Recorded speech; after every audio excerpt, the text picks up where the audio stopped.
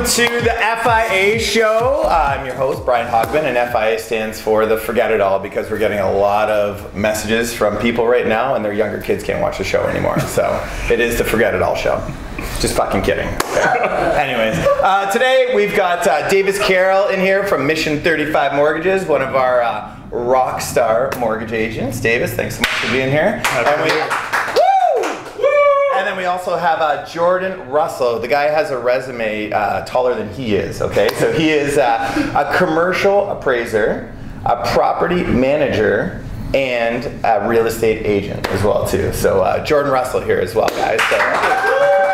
So as you guys know, for the FIA Show, our whole goal is to promote financial security, right? It's much different from financial freedom. It's not the Kardashians flying around in G-Wagons and private jets, okay? Although that'd be nice, but it's financial security. Basically meaning that you are in a position where your bills are paid every month, and you're in a position where if you want to leave a job, or if you're in a dead-end job, or if you're kind of like the meh emoji walking around, you know that one, meh? You actually have enough in your bank account that you could move on and do something else, right? And one of the best ways that I know how and the people here know how at Mission 35 is through real estate investment, right? It's a great way to build up that piggy bank. So with these two guys here, we're gonna talk about student rentals today, okay? Sounds good. So why don't you start out, Davis, and tell us a little bit about yourself and what your passion is with investing. Yeah, so luckily enough, I met Bryce under, well, I guess almost just a year ago at, at my cousin's wedding, and I guess, you know, let's not talk about that. No, it's just the good parts. Yeah, totally. So yeah, I was lucky enough to run into Bry, and you know, he kind of noticed my ability to work with people, and you know, love for real estate and all, you know, all the good stuff. So kind of took the plunge into mortgages and never looked back. You've been killing it, man. Davis, you've been absolutely killing it, and you bought your first house as well too within a short period of time, which is awesome, man. Awesome. And your friend over here, Jordan. So you know what? Like, you could probably talk for 20 minutes about getting started, right? But, tell everybody a little bit about yourself as well too, about how you got started, because it's a very awesome story where you started from. Okay, so I guess originally I started at the University of Guelph, did a BCom in real estate, and as I started out there, my dad had originally started in the student rental market when he went to Mac. Bought a few houses then, and then when I went to Guelph, he bought my student rental. So I took on the responsibility of filling the rooms and managing the property, and grew that because everything was going fine. We were putting everything along quite nicely. You basically said pay or get the hell out, right? Yeah, I only had to get rid of one roommate. So dude, that's my wall. It was clean. It was a mess. So we added on 2 more places when I was at Guelph, and everything was going really nice. So I decided during that process to actually get into property management. I quite liked it. You know, you had to be organized. You had to get systems in place to manage the whole process, from renting them out to fixing the problems to keeping everybody happy and managing a number of different things at the same time. So what would you say when it comes down to property management, like the hardest thing was with the property management? Because like, I think some people want to manage student rentals or regular rentals, right? What's maybe a big difference between those two? There's just like, when you generally in a regular rental, you have like one tenant, one person, one unit, one set of expectations. In student rentals, you have 7 different people, 7 different expectations, 7 different parents to deal with. So you have a lot of that sounds. You have a lot of people. You have a lot of people. I just talked to your son. I just talked to him about that. I told them they're all old enough to just deal with me. Their parents are not calling me. They're gonna have to learn to get along with each other, and we're gonna learn a lot of stuff through the whole process. You turn into a therapist. I do. Honestly, I got a whole speech right off the bat. I laid out the systems, and honestly, it works really well with them. Like, I actually really like the students. I like them. They're good people. They want to get an education. They want to be successful. They want to grow while they're at university. And honestly, it's funny because September's a busy time for me, because you start getting calls that you don't have the rest of the year. It's, why is my toilet running? How do I turn it off? You get the questions that you know. I send out videos this week to my new sentence. It's like, this is how you turn off the water shut off in the basement. This is how you fry this is how you turn off the toilet when it's running, so that I can get a plumber next day. But that's a great idea on how to systematize it. Like, send out a video, and it's done. 100%. That's awesome. That's the great. same videos, the same auto links to same, because I've had the same problems. I've been doing this for 10 years, so I don't get any new problems. It's not a new toilet. It's not a new toilet. Yeah. I always get rid of the toilet. I see some property managers in the room taking some notes right now going, videos. Honestly, like, FaceTime. FaceTime has been big for the property management. Shocking, like last night, somebody called me or texted me at 10:30 saying, hey, how do you get that smoke alarm to stop beeping? I said, can you FaceTime? Because they knew they're a new tenant, they're not going to be able to figure it out. They're young, they're experiencing this for the first time. So I want them to call me, because I would know if there's an actual problem. I want them to call me, so I'm approachable. You know what, Jared, I gotta say, being 40 now and trying to learn technology, Davis. But honestly, like. That just revolutionized things, because I know in my old mindset, and I think some sort of landlords that have been around for a long time, you instantly think, I gotta jump in the car. Oh shit, there's a problem. I gotta jump in the car and go there. 100%. But that's so simple. What would you say, Davis, that some of the benefits are to sort of student rentals? Yeah. What are the good things? From like a finance standpoint? Yeah, totally. So I think one of the major financial incentives for a student rental for sure is kind of maximizing the amount of rooms that you have in a house, right? So where you're renting out the closets. Yeah, you're renting out the closets. Yeah. Okay. The mattress can fit on the kitchen floor. $200. But I think each room has the opportunity to be rented out to a student, and in turn you're able to kind of maximize your monthly cash flows. Right? Totally. And as a landlord, as an investor, you're then able to take that additional money and pay down your mortgage quicker, right? And that's the reason you invest in property, is to earn as much money as you can, and kind of, like you said, set up your financial security. Would you end up saying that now, are you renting, or are you seeing too, Jordan, 12-month leases or 8-month? Like, how are the leases working? I only do 12 months. Only do 12? I think as a recent graduate and a previous student, of course, I think as a landlord, it's a smart idea to do a 12-month lease. Right? Oh yeah, I'll take more money. I'm good with that. Yeah. Well, not only that, but you're set up for that year period. You're not worried about filling the gap between the 8 and 12 months. But the market hasn't dictated that difference yet, right? The market's still saying, you want my place, it's 12 months. In Hamilton, I have a separate email, because when I put up an ad, I get at least 200 emails in the first day. Wow. For a student rental. We're really undersupplied. So there is really, it's incredible. Wow. So you'll get one student rental, like one ad, you're getting 200 hits. 100%. I can't put it to my own email. And in turn, you get to have your pick of the litter, right? Pick 100%. Your best tenants. It's shocking, but I'll pick my tenants by good grammar. They thought out what they were going to say, not when is your place available, can I come see it?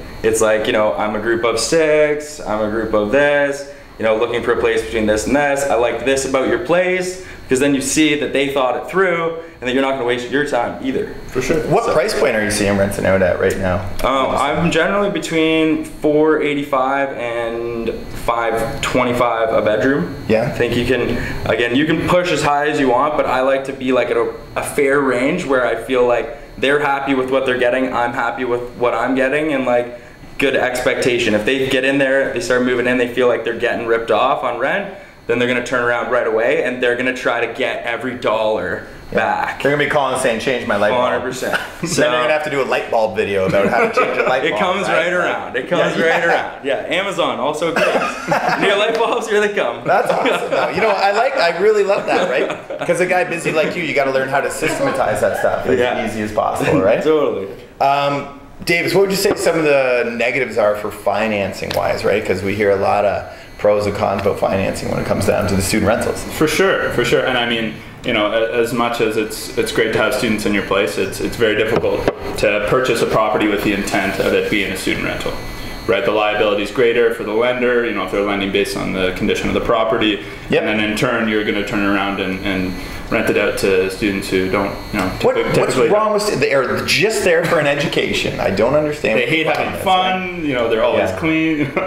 So it is always clean. Yeah. So you definitely run into some difficulties with having the intent to rent or to purchase a property, to have it as a student rental. Yeah. It's difficult to build your empire with student rentals, right? I think we see, and I'd have to agree. I think we see a lot of people start out with that first property as a student rental, right? I know you have lots of clients like that. The first one where it's Brian moves in, and then it's my primary residence. Maybe mom and dad help me out with the down payment, and then I'm going to rent it out to some of my friends. For sure. Right? Perfectly good idea. It's safe. Yeah, it's a safe bet. You're going to get paid. I think so too. People want to have, they have credit. They want to have a job in the future. They want to be there, and they don't want to have any problems. As like you don't want to have problems, they also don't want to have problems. Right. So you were saying, I know we were talking earlier, you think the student rental is a way better quality tenant than your normal single family kind of tenant? They are going to call more. There's more management. There's more. Like again, I've had to put systems in place because they're going to call. They need to know how to do stuff because they're doing it for the first time. It's just shocking. Like. How do I get home from the bar? Everybody comes from different families that have different skill set. Like, I'll say like a doctor, maybe they didn't, maybe they had somebody that cleaned their house forever.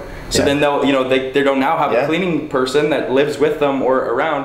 How do they do some of this stuff? So it's shocking that you get all types of people, and you learn that all people are different. And like, I'm not going to judge anybody. I'm just going to say this is how it's got to get done, or you gotta learn as well. While you're here, I want them to know a lot about real estate and the house. I want them to know how to change the different thing. I want them to know how to change their light bulbs. I want them to know when they leave this house how everything works, so that they can be successful in their own real estate adventures. That's awesome, man. That is a value-added service that you're giving there. That's really, really cool.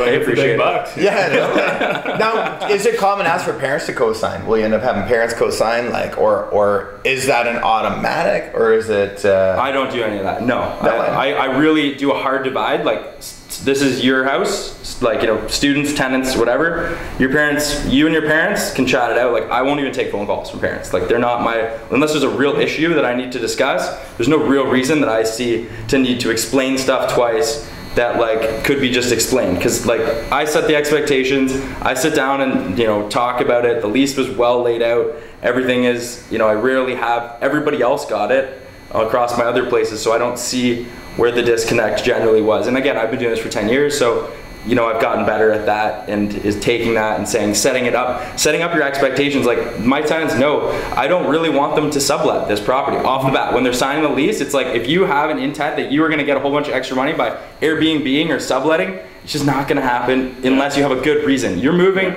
out or this and that, sure. But I've told you right off the bat, this isn't the property for you. If you want to fill this property with 6 or 7 people, because then I got to deal with problems that weren't laid out to them. But at the same time too, if you as a tenant, as a student, knew that your parents were co-signing on behalf of you, you kind of had that sense in the back of your mind, okay, well, if I make a mistake or I don't treat the property well, then it's on my parents too, right? Yeah, so you have that additional level of security, I think, too. As a landlord. And a lot of people lean back on their parents. Yeah, definitely.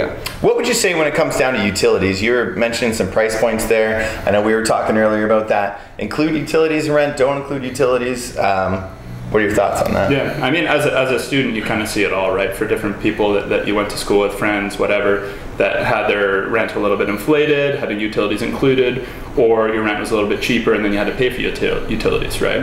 And I think by paying for your own utilities, you're more conscientious of your consumption and everything like that. But as a landlord, it also takes the stress off having to pay additional amounts for the utilities, right? Yeah, so I think there's kind of both sides of the coin there I've had 2 properties on the same street with the same number of people, and I was in a transition phase where they were paying gross. One was paying gross, one was paying net, as in their own and not. And oh my God, it was like insane. It was like 40% more. Oh they yeah. Just wouldn't turn anything off or anything like that. So I don't do anything where the tenants aren't paying the majority of the expenses, because they just treat it better. How do you split that up then? Would you end up saying, okay, there's 6 of you, hydro bill comes in, you guys are responsible for it, period, the end? So kind of actually, I would say the Hamilton water is throwing a little wrench in my whole plan, but no, it's pretty good. So I actually have the students go in and they sign up. One of them will actually go to a bank, get a student account, have a student account, they'll pay the bills through that so account. One's like Big Brother, one's head of household kind of thing, right? And then because then their parents can see what got, everybody will put $100 in at the start of the year, then their parents can see it's all okay, this is where the money went. It paid Rogers, it paid Hydro, it paid this and that. Not coming to me. The beer store. Not the beer store. And so they're almost self-governing it then, right? Totally. So how do you pick that person? You say we need one head right off the bat when we're signing the lease. I say who's responsible, who's good with numbers, who wants to take on this responsibility. There's different things that people own. That's an awesome idea. So that it helps out, and then they know as they're already setting it up who, and it's funny, they'll all be like, oh, you know, David should do it, you know, like, you know, and they'll already, he's so good with they're like, okay, it's Mother Hen is already there taking on these jobs. So then I send them, you know, 2 weeks before, like hey, please call in and sign up to take over on this date, and they have all the steps and all the numbers, and I called them to make sure I'm not giving the wrong, you know, press 0 when you hear it's all laid out. You can't mess it up. What's the turnover like? Is it every single year you're like doing a full clean sweep, or do you find that you could get a good run where you get 3-4 years out of the same tenants in one house? Personally, my tenants want to stay, so I rarely have anybody turn over. Like they stay their full 3 years. They fill rooms because you know the houses are good. I don't cause them any problems. They don't cause me any problems, and they want to stay. The houses are in good locations, so everybody gets along. Again, I haven't had any real issues in the last 5 years that I have to say. And I think that's good to know as a potential investor in a student house, as well as if you're not concerned about the costs associated with turning over the property, if there's any damage, if cleaning costs, whatever associated with turning over that property. If you're keeping tenants for 2-3 years, those costs are they come down. Yeah, for sure. And that's interesting because a lot of people, when comparing a student rental to the other one, a lot of people think in their mind, I know I did, I'm going to have to churn these every single year. But it's probably around the same time that you're going to have a lifer tenant as well too, like maybe 2-3 years, right? Totally. So because that's not a guarantee either, right? You're not getting even if they are great tenants and you're kind of taking a haircut on rents for getting those tenants in, they're not necessarily going to stay for 3-4 years at a time. Totally. And one thing I want to make sure people understand too is I think student rentals are a great way to start out. What's the problem that you've seen with clients that started their portfolio with, say, buying 1 or 2 student rentals 5 years later? Yeah, for sure. So what ends up happening there? Yeah. That you see? So, and I think, like I said before, I think it's a great way to begin your investment portfolio where you're earning that additional cash flow and being able to pay off your mortgage a little bit quicker. But if you're looking to buy that next rental property and you really need that 20% down payment, you don't have the 80 or 100K cash to be able to put down, and you need to refinance and pull equity out of that property. It's very difficult to refinance, right? Lenders do not love those student rentals, whether it's a purchase or a refinance. So to be able to pull money out of that, rental property will be a little bit more difficult. Yeah, you're paying for it, right? Like you're paying more money for it. You're paying for it, yeah. Right. And as brokers, we do have access to lenders that will allow for those refinances of the student rental properties, but you do pay a premium for it, for sure. And I think that's important. On your journey to financial security, you want to continue to have your equity roll over. You don't want your working capital to turn into worked capital. Totally. When it comes into a student rental, you may be taking it out at a premium. For sure. Right? So, not to say it's a bad investment, but just knowing what you're getting into later. And what your expectations are as an investor, how many properties you see yourself having. Do you want to pay off a couple quick, or do you want to be able to build your portfolio and kind of diversify? Yeah. And I think, I think one thing is that it still trades in the residential market in terms of its characteristics. It's not income driven as a property. So even though you get better rents, and if your neighborhood goes to being a student rental, it might actually decrease the value of the property, where if it stays like a family neighborhood, it might actually increase the property value, because there's too many of them. Then because it's an income driven property, rather than if you got big income on a triplex or duplex and over the time the cap rate sunk, then you can actually really prove that increase. Yeah, your parents don't want to see little Timmy with beer pong tournament going across the street. Fair. So guys, you know what? This is great knowledge, great advice. If you want to reach out to any of these guys for more info, please do. But student rental or not student rental, what would you tell people to invest in, Jordan? With all your knowledge, with appraising, real estate, property management, what would your advice to the first-time investor? What would you say go out and buy? Would it be a student rental, something else? What? I would say that do what you're comfortable with. In terms of that, I mean, if you understand student rentals really well, which you do, then I would say stick with that. If you understand the income behind a commercial property and you understand how they trade and why and what's important in each, then maybe stick with that. Or if you are really handy, then maybe it just makes more sense to follow, buy a primary residence and flip it that way. I would say stick to your skills. Don't I like that. Don't go to somebody else's just because your best friend's doing this, because he understands that really well. Yeah. There's a lot to learn in this real estate, and you need to leverage everybody's knowledge around you as well as your own, because you definitely can't learn it all on your own. You can't, and it's also a very expensive business. Yeah, so you can't make mistakes, big mistakes. You have to be progressive. You have to learn as you do things, but I have to ask Davis so I don't make a mistake, you know, on the financing side of things. I don't want to go and then, you know, put an offer and not have it financing approved and then be like out my down payment. Well, that's going to be putting me way behind schedule as to where I had planned on getting my first property and everything was good. So awesome. What about you, Dave? What would you say? What would your advice be for buying the first house, first investment to get ahead? Yeah, well, you know, I do agree with Jordan in the sense that if you really understand, you know, the lifestyle of a student or something like that, where, you know, what resonated with me the most as a tenant, as a student, was if my landlord was just you know, when we were lucky to have a great landlord for the last 2 years. He was a great guy. We didn't want to give him a headache, right? He was really responsive. He was always around, you know, making himself present. We didn't want to give him a hard time or have any issues with him, right? So if you're a landlord that's, you know, capable of being present, likes people, and doesn't mind kind of micromanaging students in their 20s and, you know, late teens, right? Like you're really dealing with children, right?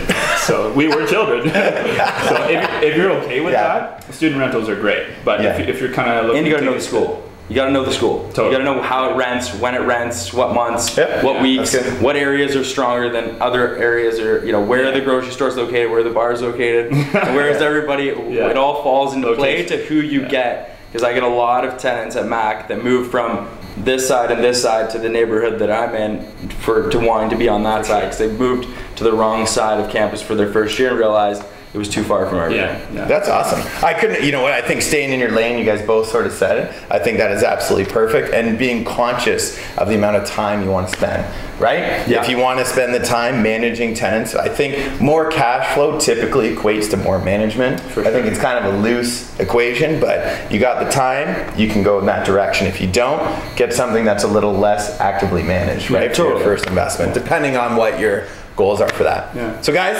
thank you so much. Thank you guys for coming out. You guys are a wealth of knowledge. Thank you, man. Totally. And thank you guys for coming out to our FIA show. And tune in next month. We got a real special guest. We're gonna give away cars. Just kidding. But tune in anyways. Make it a fabulous day. Get a car.